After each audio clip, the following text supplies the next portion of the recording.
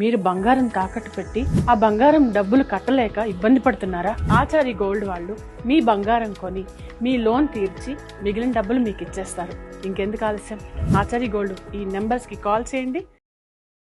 అమలు సాధ్యం కాని హామీలు ఇవ్వడం, వాటిని మార్కెటింగ్ చేసుకోవడం, ఆ తర్వాత వాటి గురించి మరిచిపోవడం చంద్రబాబు నాయుడుకు వెన్నతో పెట్టిన విద్య అని రాజకీయ విశ్లేషకులు అంచనా వేస్తున్నారు. ఎందుకంటే చంద్రబాబు నాయుడు గతంలో ఇలాంటి అనేక విధానాలు అమల్లోకి తీసుకొచ్చారు. ఆ తర్వాత వాటి నుంచి సత్ఫలితాలు పొందలేకపోయారు. ఫలితంగా వాటిని కనుమరుగు చేశారు. ఇప్పుడు కూడా మళ్ళీ అదే దారిలోకి చంద్రబాబు నాయుడు వెళ్ళారు. ఇప్పుడు మళ్ళీ అవే పాత విధానాలను కొనసాగించేందుకు సిద్ధమవుతున్నారని రాజకీయ విశ్లేషకులు అభిప్రాయపడుతున్నారు. చంద్రబాబు నాయుడు ఇటీవల 2 ప్రధాన ప్రాజెక్టుల విషయంలో కీలకంగా అడుగు వేశారు. అందులో ఒకటి బనకచెర్ల ప్రాజెక్టు, రెండోది P4 విధానం. ఈ 2 అంశాలు ఆంధ్రప్రదేశ్లో గేమ్ చేంజర్ గా చంద్రబాబు నాయుడు చెప్పుకుంటూ వస్తున్నటువంటి సందర్భంలో వీటి సాధ్యాసాధ్యాల గురించి రాజకీయ విశ్లేషకులు ప్రశ్నిస్తున్నారు. మొదటగా బనకచెర్ల ప్రాజెక్టు గురించి మాట్లాడుకుంటే, పోలవరం డ్యాం నుంచి రాయలసీమకు గోదావరి వరద జలాలను రాయలసీమకు తీసుకురావడానికి తెలంగాణ ప్రభుత్వం తీవ్రంగా వ్యతిరేకిస్తోంది. ఎందుకంటే గోదావరి నదీ జలాలకు సంబంధించి ఎక్కువగా తెలంగాణకే హక్కు ఉంది. తెలంగాణ హక్కును కాదని చట్టాలను అతిక్రమించి నిబంధనలు ఉల్లంఘించి ఎలాంటి పర్మిషన్స్ లేకుండా ఆంధ్రప్రదేశ్ ఎలా నిర్మిస్తుందంటూ, ఎలా వరద జలాలను వాడుకుంటుందంటూ తెలంగాణ ప్రభుత్వం ప్రశ్నిస్తోంది. ఆంధ్రప్రదేశ్తో పోల్చితే తెలంగాణలో ప్రాంతీయ సెంటిమెంట్ ఎక్కువ. అలాంటి సందర్భంలో అక్కడ రాజకీయ పార్టీలు ఆ సెంటిమెంట్ ను రెచ్చగొట్టే ప్రయత్నం చేస్తున్నటువంటి సందర్భంలో తెలంగాణ ప్రభుత్వం ఎట్టి పరిస్థితుల్లోనూ గోదావరి నదీ జలాలను రాయలసీమ వాడుకునేందుకు ఒప్పుకోదు. మరోవైపు P4 విధానం. ఈ P4 విధానం ఏంటంటే పబ్లిక్ ప్రైవేట్ పీపుల్ పార్ట్నర్షిప్.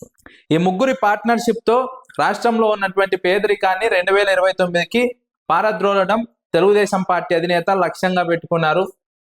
అందుకు అనుగుణంగానే ఎవరైతే రాష్ట్రంలో ఆర్థికంగా ఉన్నత స్థాయిలో ఉంటారో వారి ద్వారా రాష్ట్రంలో పేద కుటుంబాలను దత్తత తీసుకునేలా చేసి ఆ పేద కుటుంబాలను ఉన్నటువంటి స్థాయి నుంచి బెటర్ పొజిషన్ కు తీసుకురావాలన్నది తెలుగుదేశం పార్టీ అధినేత చంద్రబాబు నాయుడు వ్యూహం.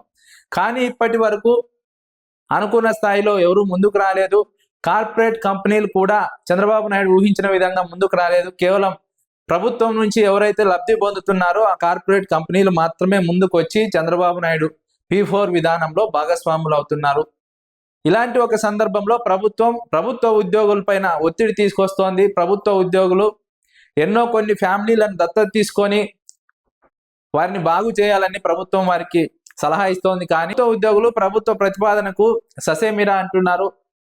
ఉపాధ్యాయ వర్గాలు అయితే రోడ్డునెక్కే పరిస్థితి కనిపిస్తోందని రాజకీయ విశ్లేషకులు అంచనా వేస్తున్నారు. ఇలాంటి సందర్భంలో ప్రభుత్వం వెనక్కి తగ్గి బలవంతమేమీ లేదు, ఇష్టమున్న వారు మాత్రమే పేద కుటుంబాలను దత్తత తీసుకొని వారిని బాగు చేయండి అంటూ ప్రభుత్వం సూచించినటువంటి నేపథ్యం. మరోవైపు రాష్ట్రంలోని ప్రైవేటు పాఠశాలలు, కళాశాల యాజమాన్యాలపై ఈ భారాన్ని వేయడానికి ప్రభుత్వం వ్యూహాత్మకంగా సిద్ధమవుతుందన్నట్టు రాజకీయ వర్గాల్లో చర్చ జరుగుతోంది. ఎలా అంటే ఇప్పటికే రాష్ట్ర ప్రభుత్వం ప్రైవేటు కళాశాలలు, ప్రైవేటు పాఠశాలలకు అనుకూలంగా ఒక జీవో విడుదల చేసింది. ఆ జీవో ద్వారా విద్యార్థి సంఘాలు, రాజకీయ పార్టీలకు సంబంధించిన వారు ఎవరు కూడా పర్మిషన్ లేకుండా ఆ ప్రిమిసెస్ లకు వెళ్ళడానికి వీల్లేదు. ఎలాంటి జెండాలను, ఎలాంటి సింబల్స్ ను అక్కడ ప్రదర్శించడానికి వీల్లేదు.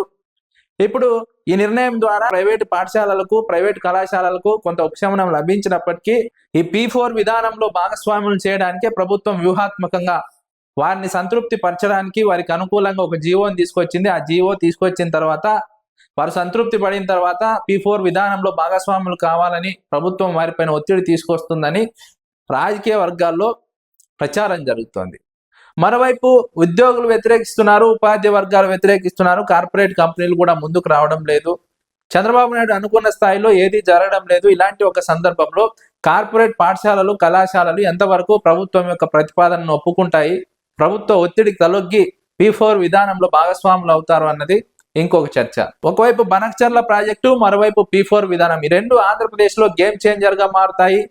బనకచెర్ల ప్రాజెక్టు ద్వారా కరువు రాయలసీమ సస్యశ్యామలం అవుతుంది. దశాబ్దాల కరువుకు ముగింపు పలకవచ్చు. అదే సందర్భంలో P4 విధానం ద్వారా రాష్ట్రంలో పేదరికాన్ని నిర్మూలించవచ్చు. ఇలా చంద్రబాబు నాయుడు చెబుతున్నటువంటి సందర్భంలో ఇవి 2 సాధ్యమయ్యే అంశాల అని రాజకీయ వర్గాలు ప్రశ్నిస్తున్నాయి. బనకచెర్ల ప్రాజెక్టు విషయంలో అయితే వైఎస్ఆర్సీపీ మరొక వాదన వినిపిస్తోంది. పోలవరం నీటి నిల్వ ఎత్తు తగ్గించి కేబినెట్ తీర్మానం చేసి ఇప్పుడు బనకచెర్ల ప్రాజెక్టు కడతామంటే అది ఎలా సాధ్యం అవుతుంది? పోలవరంలో అనుకున్న స్థాయిలో నీటి నిల్వ జరిగితేనే బనకచెర్లకు నీరు వస్తుంది, లేదంటే ప్రభుత్వం ఇప్పుడు ఆమోదించిన విధంగా బనకచెర్లకు నీరు ఇవ్వలేమన్నది వైఎస్ఆర్సీపీ వాదన. ఇది పూర్తిగా అసంబద్ధమైనది. కేవలం కమిషన్ల కోసమే బనకచెర్లను తెర మీదకి తీసుకొచ్చారన్నది వైఎస్ఆర్సీపీ వాదన. అదే సందర్భంలో P4 విధానం కూడా చంద్రబాబు నాయుడు అనుకున్న విధంగా అమలు కావడం లేదు, సాధ్యం కాదు.